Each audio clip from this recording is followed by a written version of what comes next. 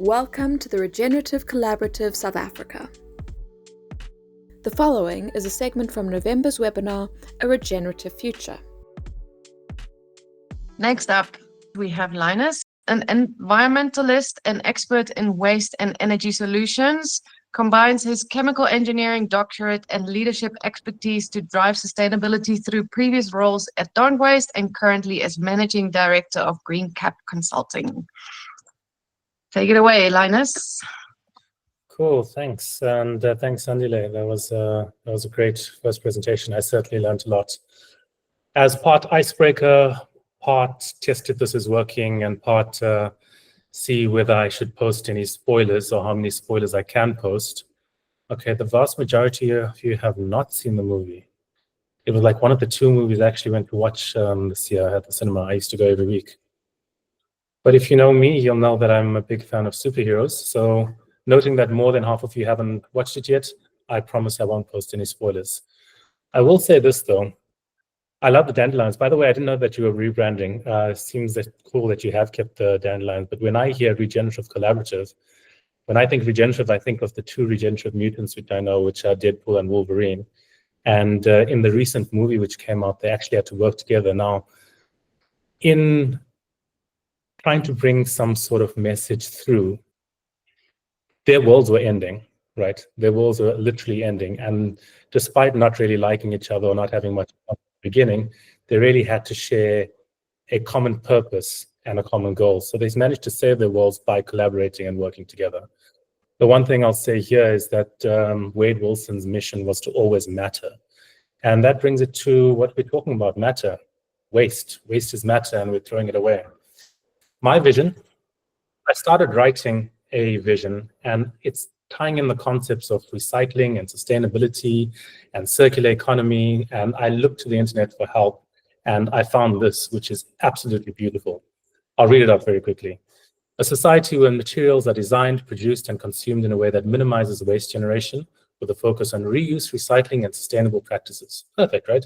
Effectively eliminating the need to send any waste to landfill or incinerators, achieving a circular economy where resources are continually reused and recycled throughout their life cycle, essentially a world where every product is designed with its end of life in mind, promoting responsible consumption and minimizing environmental impact. That's from a world without waste. That's actually the sustainability policy of a company. I'd like to give you a moment to tell me which company you think that is. I'll wait for a few responses. I'm watching the chat as well. No, NetBank, good one, the Green Bank.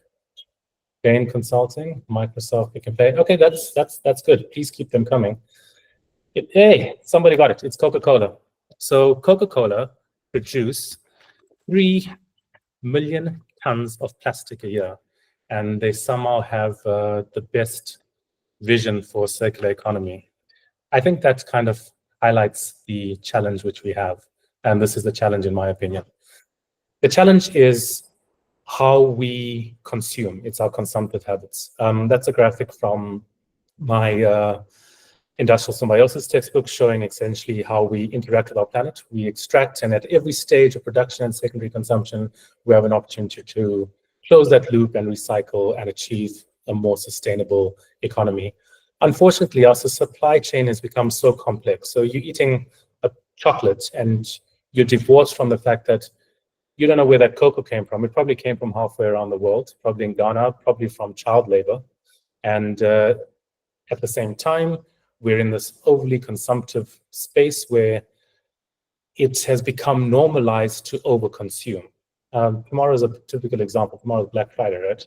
We're going to find that what used to be an opportunity for retailers to clear old stock is now an opportunity to just produce more and waste more.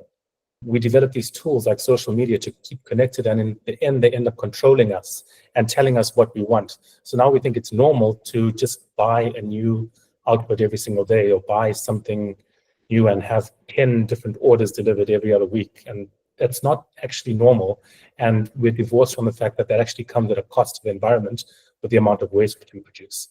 Now, currently, we're at about 7.2% circular. That's not good. It went up to about 10% during lockdown because we slowed production. We really need to fix that, and that is what the challenge is. Now, it's not all bad news, but before we go there, I want to highlight a key challenge here. So we're talking about waste now. So how much post-consumer waste goes to the informal sector before it's actually recycled? Just where do you think it is? Cool. So most of you think about 50%. The answer is actually more than 80%. It's closer to 90%. 90% of waste, post-consumer waste at least, goes to the informal sector. The point I want to make here is that it's crucial that we integrate the informal sector into whatever plan which we have. And there are solutions out there. So what are the opportunities? Currently, right now, the INC, the International Intergovernmental Negotiating Committee, is meeting in Korea. This is the final installment of a 2-year meeting program to come up with a global plastic treaty, the aim of which is to eliminate plastic pollution by 2040.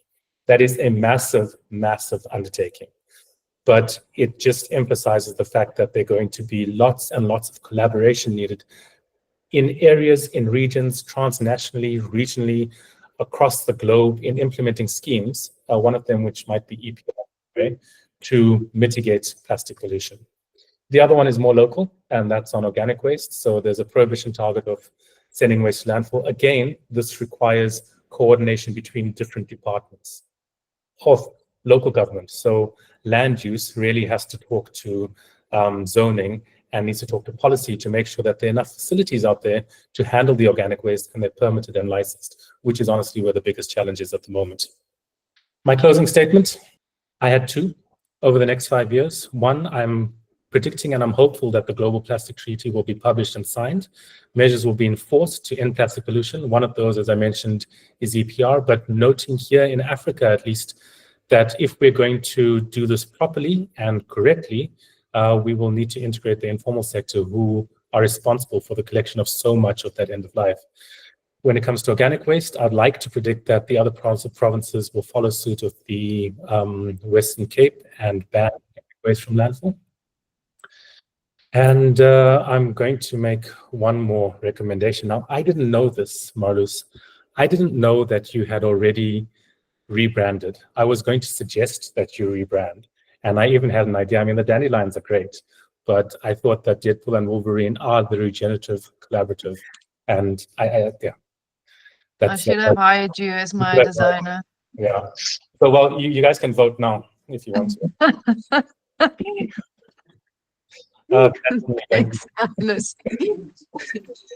Excellent on time. Thank you so much. That was very good. We are not going to rebrand people. Maybe in 5 years' time. You've already rebranded, right? I didn't know. Awesome. I do love the dandelions, though. It's a good story, though. Eh? Thank you for watching this video segment from November's webinar, A Regenerative Future. Like and subscribe for more inspirational content.